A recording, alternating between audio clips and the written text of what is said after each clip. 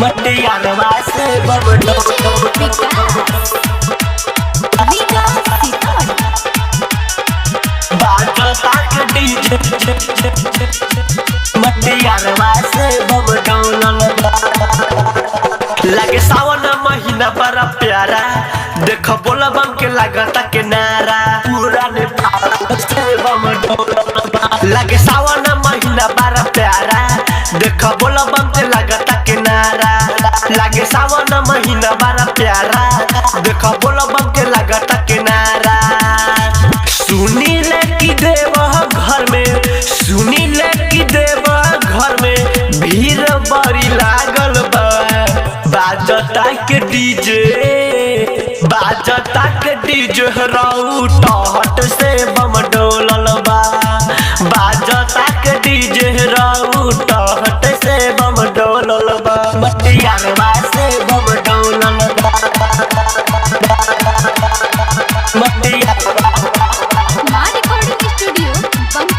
मटियारवा से बम बाजता के डीजे मटियारवा से बम डोलल बा गेरुआ रंग में सभे बाटे रंगाइल धनी गरीब हवा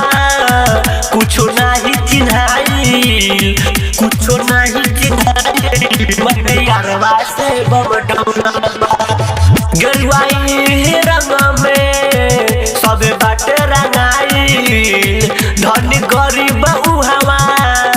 कुछो नहीं चिन्हाइल शिवजी के नजारा देखो भोला के नजारा देखो प्यारा बड़ी लागल बा बाजता के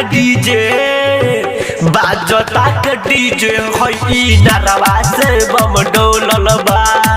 बाजता के डीजे होई मटियारवा से बम डोलल बा मटियारवा से बम डोलल बा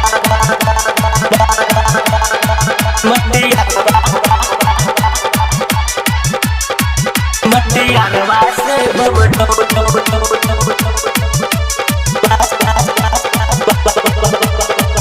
बाजता के डीजे मटियारवा से बम डोलल बा इनरवा गाँव के मंदिर लगेला बड़ी प्यारा राजीव रंगीला है मोहन भाई पर रही शिवजी सहारा नेपाल से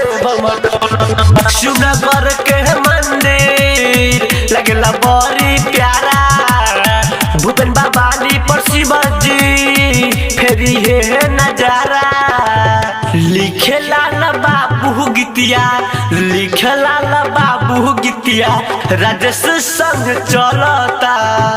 बाजता के डीजे बिशहरामपुर से बम डोलल बा बाजता के डीजे पूरा नेपाल से बम डोलल बा।